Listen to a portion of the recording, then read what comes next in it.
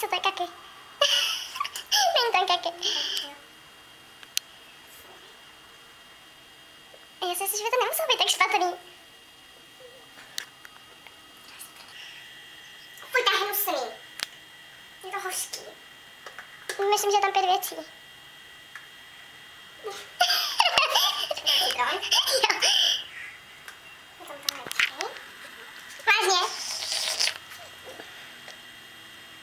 Super, dále čokolád. Je tam něco, co se normálně vaří, ale teď to není vaření. Oj! Brambora. Jo. Jo.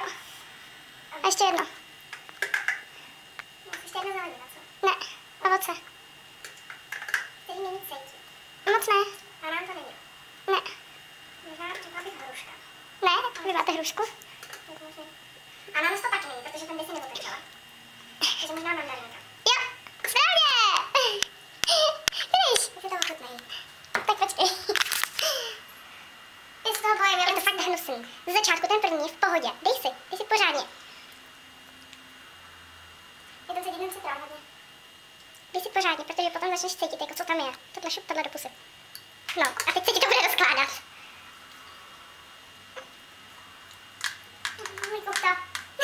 To neměla dělat tolik, protože to je nechutný. Já na tohle. To je.